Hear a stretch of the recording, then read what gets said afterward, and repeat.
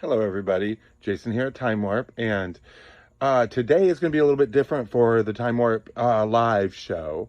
Actually, Steve was going to be hosting it, and he has Dave Marchioni here from the Detroit Historical Society. He is the automotive curator for the Detroit Historical Society. So he is here talking with Steve about promo cars, and so I will let them take it away. Okay? Thanks for watching, you guys. Bye.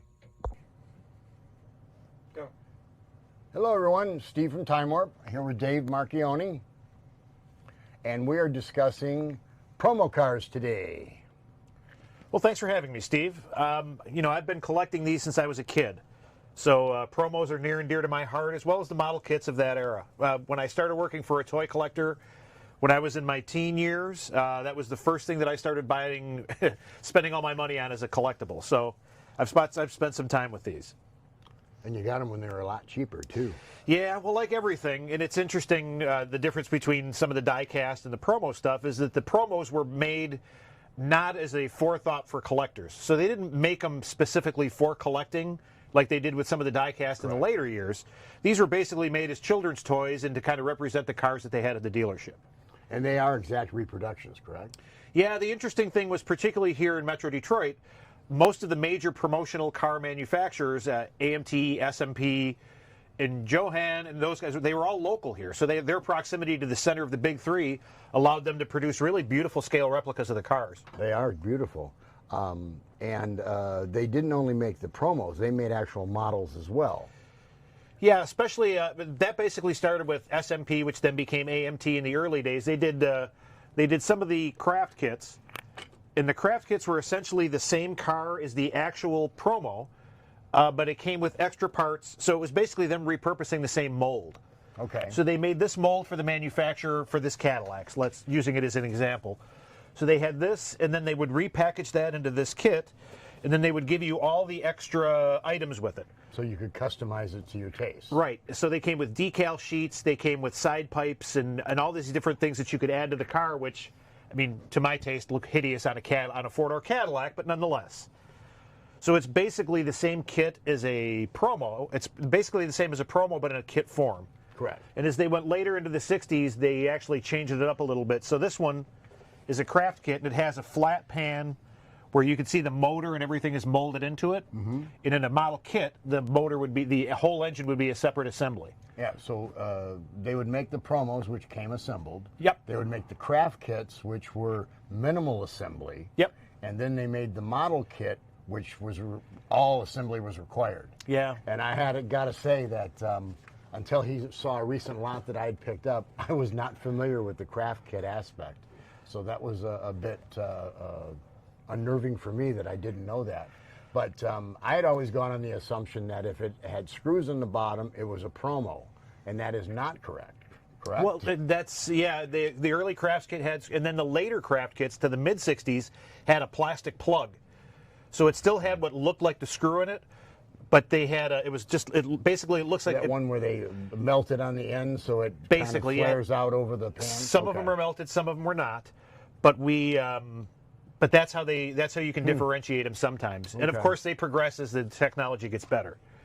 And let's not forget too that they took some of the promos and they made them into radios too. Yeah. Were there any other things that they transformed them into other than radios? Radios were the popular thing, and it's interesting because the AMT is a later issue, and this is actually different because it's a friction. So a lot of the promos have friction motors in them, and this one actually has a flat bottom in it, where some of the Johan cars are friction, but it still has a fully detailed undercarriage. Correct. And a lot of times they would put embossed lettering on the bottoms indicating what new features that car had. Yeah, for that like year. the Dodge here. Oh, I'm sorry, this is the wrong Dodge. There's another one here that has I pulled it out. It's got a torsion-air suspension on it, so you actually see the torsion bars. Yeah, there it is. That's it. So it actually says torsion air underneath. It says torsion air on it, and it has functional torsion bars. So that the front suspension on these Chryslers is a long bar that goes from the cross member to the front engine cradle, and those two bars would move with the shock on them as you went down the road. That was Chrysler's torsion air suspension. Packard actually took it a step further, where Packard's torsion air was crossways, and the bar went from the front wheel to the rear wheel, and they crossed like a big X. Which I can tell you from personal experience, if you unbolt one of those bars and you don't have it properly supported, takes your hand and smashes it to the ground. I think I still have arthritis in this one from performing that function. Okay. So promos, like we talked about the kits, promos would have originally come in boxes. So they don't come in a flashy box like a kit does for advertising, although later in the 60s they started doing it. Some of the Mopar muscle car stuff really has their iconic advertising at that time. I have seen some of those. So it's all the psychedelic colors and pictures of the car and the rapid transit system and the scat pack, and so those boxes. But generally promo boxes are white like these are. Right. And just a year and model and color of the car on it. Yeah, the SMP had a window box, so it had a box. The cars from the early 60s would have had a box that were generic, would say SMP promotional or SMP models, and then it would have a cellophane window in it, and that would show you the side of the car. And then it would have that same stamp on the end where it would say, you know, like 1950 Cadillac or 19... Camera. I don't want to waste it here. Oh, you're good. So the interesting thing about, if you've got and you know this better than I do, the interesting thing about automotive collectibles as a gift is that there's a place at every step of what you want to spend. There's something for somebody. Correct. Even starting with like the Hot Wheels and the cases over here. You can get into, if you want one as a novelty gift for somebody that likes cars but isn't as hardcore into cars as say I am. That's it's an easy buy-in, all the way up to, you know, $400 or $500. Promos can run into the thousands of dollars. Oh yeah. Which, you know, depending on availability, but even just in automotive in general. You know, we talk about the die-cast being more of a generated collectible. Correct. But again, if you like the 55 T-Bird, if you like the 64 Impala, and you've got somebody on your gift, that's something that you can buy in at a reasonable price point that they'll enjoy probably as much as somebody that got the promo that they've been looking for a while. Right. Well, the aesthetic on these die-cast, I mean, just to have it represented on a shelf is something that you like. I mean, they're great because they're really detailed. I mean, if you didn't have anything for context and you just took a picture of it, you'd think it was a full-size real car. But these were sold as a collectible. They were sold to people with the not understanding necessarily, but that they would go up in value if they didn't take them out of the box and just let them sit on a shelf just like they are and never enjoyed them. And the problem is, because they were sold like that, they've never gone up in value. I mean, some probably have, and some of your Danbury Mints and Franklin Mint can. I don't know that they're bringing what they originally bought because they were sold for, because they were expensive as hell to begin with. But, you know, on these, they made so much of this stuff in the 90s and 2000s, and people really got sucked into it. And I go into basements, and people have hundreds of these covering their walls, and they think they have a veritable retirement fund there in the basement. But it just doesn't turn out to be that way. But I pick them up, and they always sell. People just... It's almost like it's a statue or a piece of art. They just like looking on a shelf. It just takes them back. Well, you know, if you've got a tchotchke and it makes you happy, whether it's a Hummel or a die-cast or a plate or a spoon. You're absolutely right. You know, I mean, that's the end result. But yeah, those are a great buy-in for somebody that's a novice collector, all the way up to somebody that's a serious collector. Like you said, I have friends that have literally thousands of die-casts. You know, well, that's a 55, and I have a red one, but that's a black one. So now I need a black one because I already have the red one. Yep. But even just like I said, automotive in general, I think gives you a lot of opportunity to get involved, at whatever your comfort level of price point is. Exactly. I mean, you can get in for a few dollars. You can get in for 20 to 50. You can get in for hundreds, and I'm sure there's some that are thousands. Well, you know, I've been in for a lifetime, so I'd hate to think what I've spent over my many years on cars and collectibles, but, you know, it's money that well spent. The rest I wasted, I suppose. Go ahead. Where are we going? Are there anything that we can really point to people? I know the post getting cracked is something you don't necessarily notice. Anything that people should look for on these that would denote damage that might not be that visible? Or we talked about the warping on the older ones. How much does that affect the value on the older ones? You said that one in mint condition would be worth a fortune, but does it really hurt the value that much on the ones that weren't that lucky? It's tough because it's something that's almost straight across the board on those cars. So it's expected. Right. So here, let's get something else. We've looked at the Imperial for a bit. So this one's a really good representation of. So it's a craft kit. It's a Chrysler Imperial. It's a 60. Again, Steve talked about how it's got the license plate on the back that has the year on it.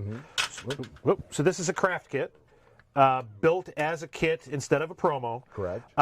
But so condition, you can see it's missing a piece on the rocker. So for a serious collector, that's really going to damage the value of that car. Okay. Now to a collector to a shelf collector, somebody that wants it to put on a shelf. It's still got one good side. I mean, if you look at it like from the top or from this side, like you were looking at it, it's negligible. So this car is what a collector would call a placeholder. So if you don't already have one of these cars, and this one displays pretty well, you buy this one if you get it at the right price. And as a consumer, it gives me the opportunity to stand in the store with you and go, well, you know, Steve, it's missing that little piece on the rocker, so how about we do 35 instead of 4? You know, it gives you a negotiation point, and it keeps that place in your collection until you can find a better example. Correct. And a lot of collectors do that. They collect what they can get a hold of now and then try to find better examples later and then swap it out and it's the sell chase. it. Yeah, it's the chase, which is what collecting is in a sense. And even these cars, let's say the damage was more dramatic.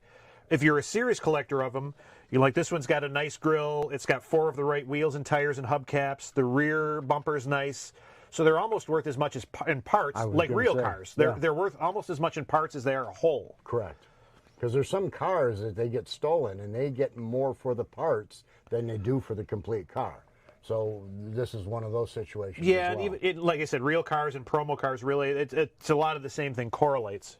Okay. But like I said, they're great. They're symptomatic of an era. This was really the beginning of the model car kit building boom. Okay. Particularly the early '60s like this, and this is how a lot of people that were beginning in cars cut their teeth. Okay. I knew what an engine block was and how where the heads went and where the valve covers were and I learned all of that by building model cars when I was a kid. Wow. And then you take that and apply it to a real car on a larger scale and a lot more money and you move forward with it. Do you have many of the models you built as a kid? I wish I did. My toys had a high mortality rate. So I've spent a lot of time, effort, and treasure as an adult buying back the things that I destroyed when I was a kid. Like so many of us. Yeah, well, and that's an industry now. Yeah. Everybody wants to buy back their used. So what would you say is your favorite holy grail promo car that you would want or have if you already do? As a promo car, boy, there's a lot that I would like. The Hemi muscle cars of that, the early '70s are big. Any of the Highline colors like the Sassy Grass Green or the Plum Crazy. I had a Plum Crazy, and it's ironic because I think you had one. I had a Plum Crazy Cuda Promo. I believe it was a 70, but I mean I found that 30 years ago in a basement and still in the box, and that was a picture box. Okay. So that particular box was the one that had the picture of the car in the color that was in the color in the same color that the car was in the box. Wow. Geez, in the '90s, I think I got $400 or $500 for it. Then now it's probably a $1,000 promo. Yeah. So I would like to have that one back. Yes, wouldn't we all? Yeah, mine. I've never had the promo, but I had a '71 Cuda when I was 16. I sold it when I was 17, and I always wanted another one. So anything '71 Cuda, be it a promo, be it a model, be it a sticker, be it the car, that's where my allegiance lies. I've always wanted another. There was nothing like that car. Well, and that's the entire purpose of nostalgia. Correct. And if I were to ever see a '71 Cuda in a promo, regardless of how much it was, it's going to be on my want list because just looking at these, it's just mesmerizing when you just look at them and it takes you back. It really does. Like so many things, and I'm sure many people have that same nostalgic feeling for everything we sell at some point. Yeah. But that '71 Cuda was just, that was my glory days. And, 11th, 12th grade in high school, and I had that muscle car, and I thought I was the stuff. So just to illustrate things a little bit easier here, pre-pill here. So the two that I have here, the Riviera in my hand is a kit. In the Pontiac here is the promo style. So you can see this one's got a molded pan in it. There's no detail to it other than what's stamped into it. The engine is in there. Everything else is in there. It's got a thick axle. on these. And then if we look at the bottom of the Riviera, it's got a separate engine. So you would have assembled that engine and put it in. It's got a thinner axle which actually goes through the engine and keeps it in position, but it still has the screw bottom on it as the craft kits will.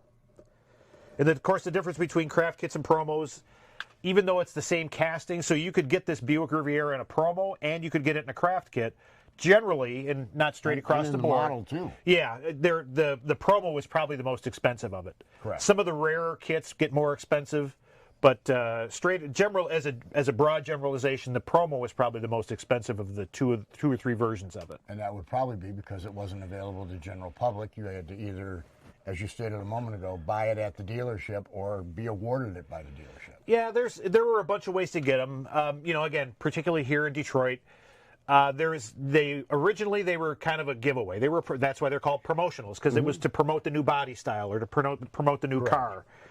So what they would do is they would have them, and if you went to a dealership to look at your '64 Cadillac, they would give your child one to play with while the salesman was working a deal. And then there's a story here that I've heard from a couple different people locally. Unfortunately, I haven't been able to tell which dealer it is, but there was a Cadillac dealer that if you didn't buy the car, they took the promo away from your child. So you can imagine being in a dealership and you're trying to work with this salesman and trying to get the deal done, and you can't get the deal done, and then he goes, well, you know what?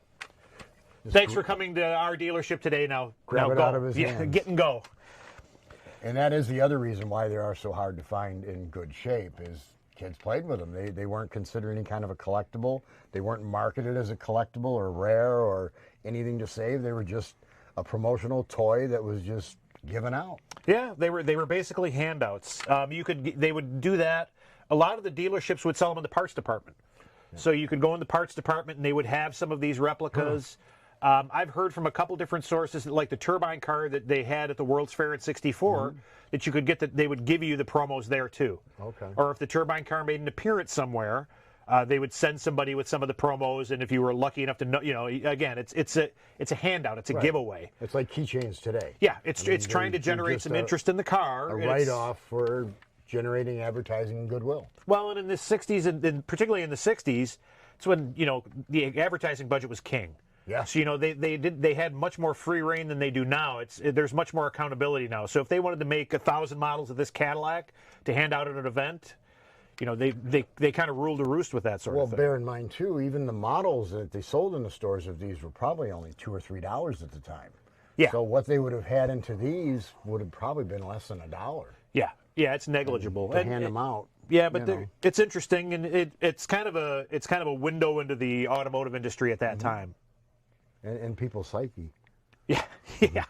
So we hear, and I hear, and I'm sure you hear the same thing in your collecting, people that are like, I had a bunch of these, and my dad brought them home from work, and my brother and I played demolition derby with them, and that's part of the reason they're worth something. Right. So, and it's funny when we're dealing with like the die-cast stuff. The die-cast is kind of what I call, and I don't know how you feel about this, but it's more of a generated collectible. Correct, absolutely. So these are collectible because people remember them from being young, and they played with them, and they got destroyed, and now they're trying to recapture it. Correct, nostalgia. You buy the die-cast because you like that 55 T-Bird. Correct. Or you always wanted that 63 Impala, and so you buy that. Right. And my personal story, my dad always wanted a Jaguar. So as a joke, my mom bought him a model kit of a Jaguar, and then that same Christmas, we showed up at my grandmother's house, and my aunt had bought my uncle a brand new MGB. Oh. Yeah, so it was a little less funny once Uncle Dennis got the real car and Dad got the model. Huh. But now, you had when we were talking before the show, you had indicated that there's a kind of difference in a lot of the cars from the 50s versus the 60s and 70s in the materials that they were made from, and how it affected their condition now. Could you explain a little about that? Absolutely, and we've got some really good examples here. The Dodge here, and actually for a promo of this era, this is a really nice shape. Yeah. They used a softer plastic then, which and I have cars that have been in climate control conditions their entire lives, and they're pretty much warped like this. Yeah. Finding one of these in perfect condition is almost, you could almost write your own ticket with collectors for that, because of the quality of the plastic didn't age well. But if you look at the Imperial, which is the '67, in the probably 10 years between these two cars, the quality of the plastic is completely different. Yeah. I mean, if you put them in your hand, this one's heavier. It's got a different feel to it. It's almost like a softer texture, if that makes sense. Yeah. And then the later model Chrysler, it's a much harder plastic. Right. And it's got a smooth feel to it. And it's also thinner. Yeah. So thinner. strangely enough, the one that's thicker is the one that's far less resilient to ambient temperature and just time. They sag and distort. Yeah, like I said, even kind of like us. Yeah, yeah. I'm living that dream right now. But it's interesting, you know. And again, we look at the difference between the eras of the promos. This one being a '56 and this one being a '67. Flat pan on the Johan, still a friction motor, and a single nail. And remember, we talked about the difference between nails and screws a little bit. And this Imperial actually has the plastic plugs that we were talking about. Okay. So later, they didn't have an actual physical screw like the early stuff does. Right. These have just a little plastic, and it looks just like a nail, other than it doesn't have a point. It's melted down, and what makes the head of the piece to hold it in place. So if you look, see how it's got a little bit of flashing on it? Yeah. They insert them warm. So you can get them out. Oh, okay. So they're not melted in position in so much as they're when they did the installation, they're warm so that when they cool, they're in the right position. So you can get in there and take. You could still take them apart. It takes a lot of patience, but which I lack, frankly. But yeah, but it's kind of interesting to see, even just in the 10-year period between these two cars, how different the promos got. They got much more user-friendly, I guess. And as the detail and injection molding got better. Yeah, and it was more of the advertising aspect than just a physical representation. Yeah, this one, if we look carefully at the bottom, it basically says it's a product of Chrysler Corporation and identifies it as being from Johan, which is on Moran Avenue in Detroit. And then if we go to this one, and it's going to be tough for the camera to see, unfortunately, on the bottom of it, it has aluminized, on the exhaust it says aluminized exhaust. The floor pans say that they're undercoated. You know, so it lists a lot of the specific attributes of that car just even on the floor pan. Right, selling features. Yeah, again, it's much more of a, and less of a, when you're, maybe when you get home and dad picks it up and starts looking at it, he goes, oh, well, it's got self-adjusting brakes. Who knew that? You know, so it's kind of an interesting third party, not sitting and reading the brochure, but it's also an opportunity to sell the car in a non-traditional setting. Well, correct, and something like that is going to get more people's attention than just a brochure. And price difference? Price difference in what? Between the two? Retail? Yeah, kind of like if somebody's looking to buy one, would the older plastic model be more valuable than the newer plastic model? In great condition, obviously. Or would it be just a generalization depending on pricing?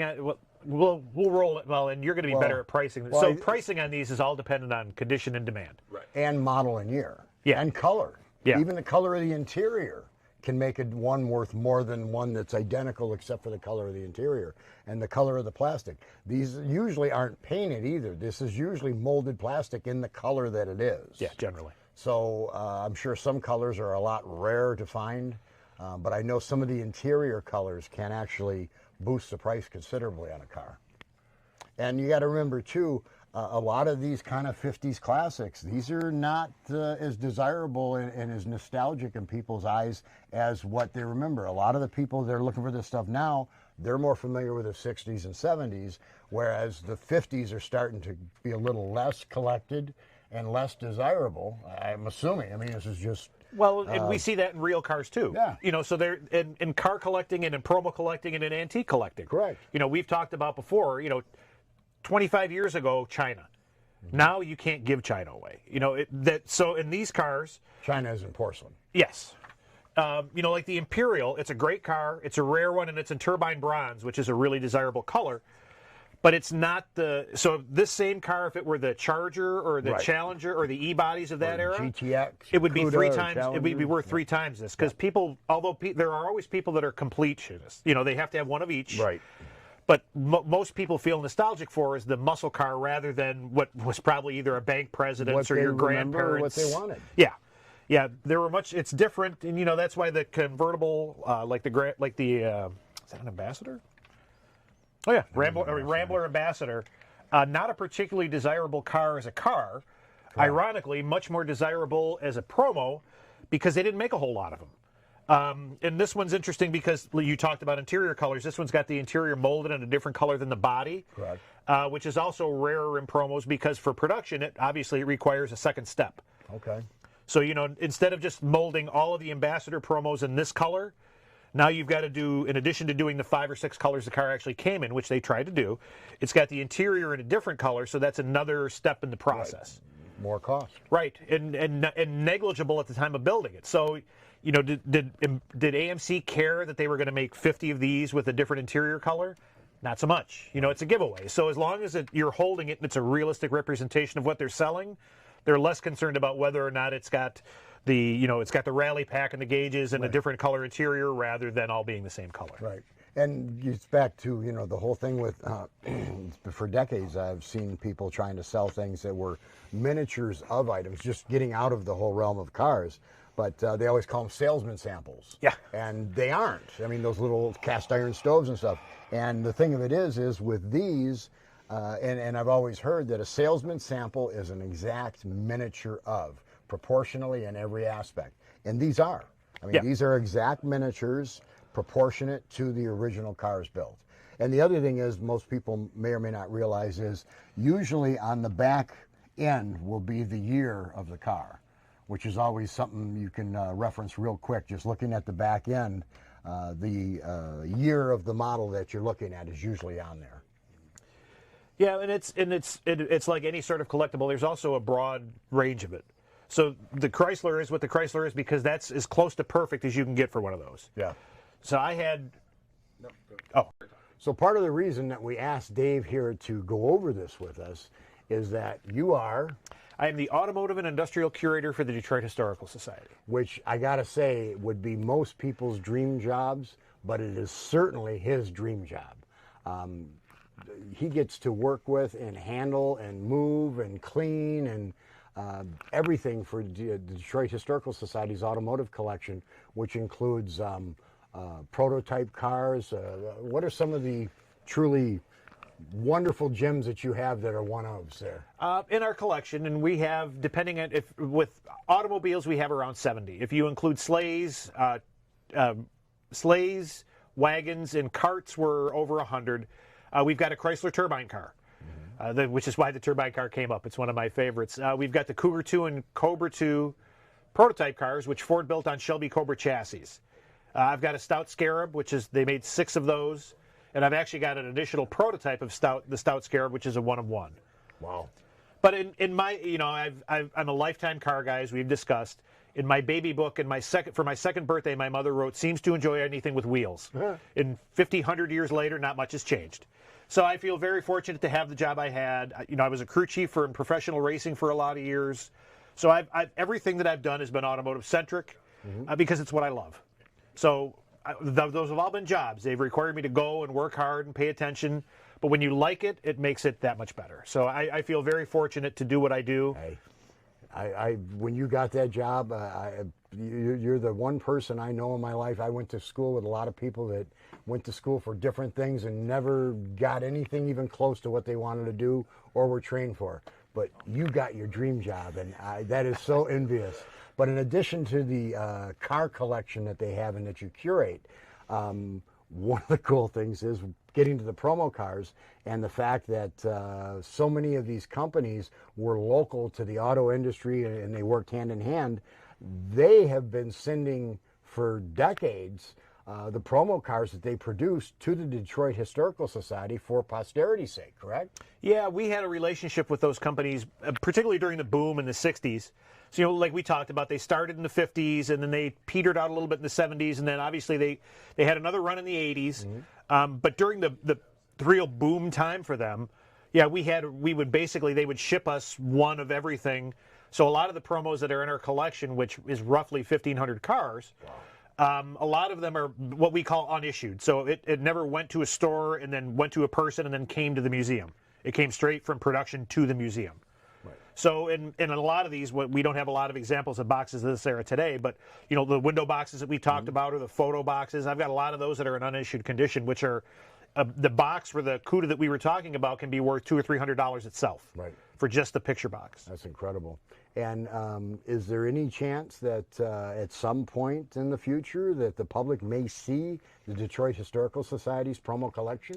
I would love to do an exhibit on that. What we have running right now, if I can plug, we've got an exhibit called Toy Town. So what we did is we went through generations of toys, starting with the 1800s and going all the way up to current. And it's a curated view of children's playthings for 100 years. Wow. So that'll be running at the main museum through Christmas. There's some car stuff in it. As a matter of fact, I have a large Hot Wheel presence because I also collect Hot Wheels. A bunch of my cars are in. But what I'd like, back to your question, I would like to do a standalone exhibit, just kind of promos, do the same thing through history, starting with the early stuff and going all the way up until the later Corvette stuff. Then they did another, and up to now, there's some vehicles that they're still issuing promos on, but it's a lot more limited than it was. Right.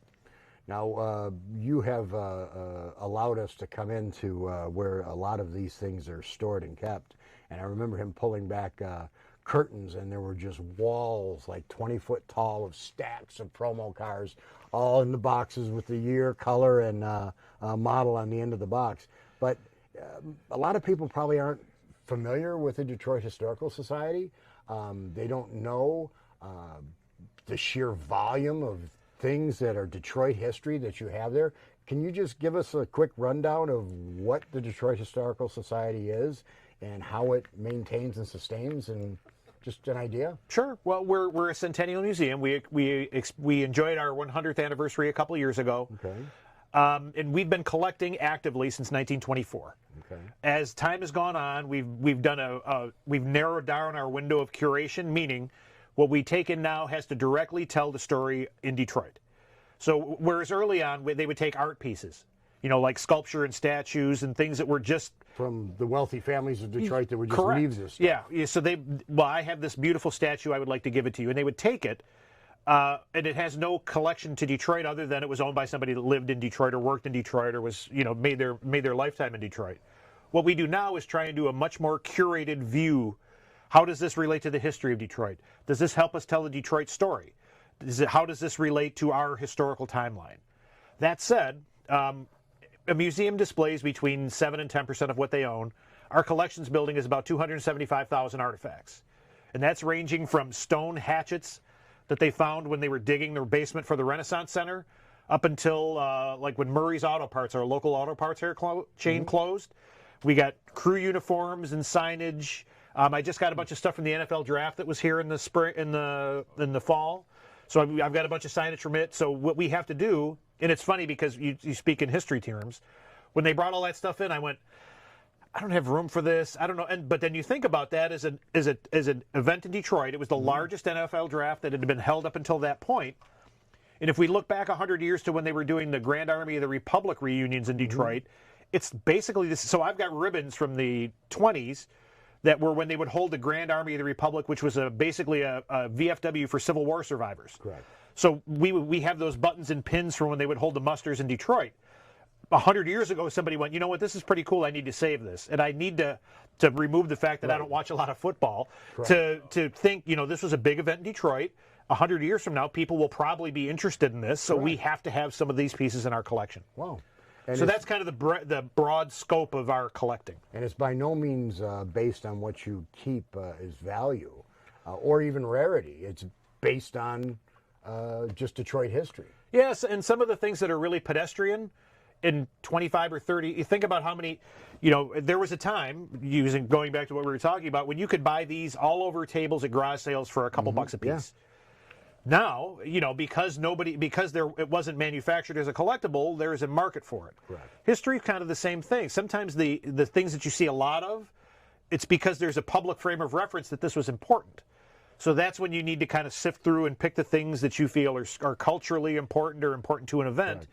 To save and preserve so that you can tell the story at a later date. It's pretty incredible, their collection down there. I mean, they've got the drinking fountains from Hudson's. They've got a lot of the inner pieces of Detroit Tiger Stadium. It's just really incredible. You even have one of the vacuum tubes from the first supercomputer. Yeah. Isn't it like we have 2-3 foot vacuum tube? We have a vacuum tube from Univac. And how is that connected to Detroit? good question that I don't have an answer Oh, for. okay. I thought maybe it was made or subcontracted or made here.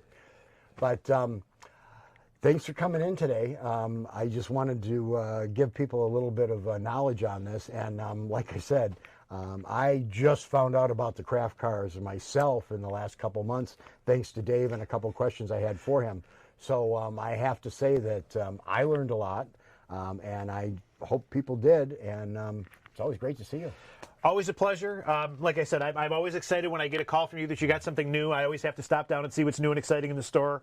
I said my friends here, it's a great place, and I always have a good time when I come down. And we appreciate you taking the time. Absolutely. Thanks again. Absolutely. Thank you, folks. Have a great night.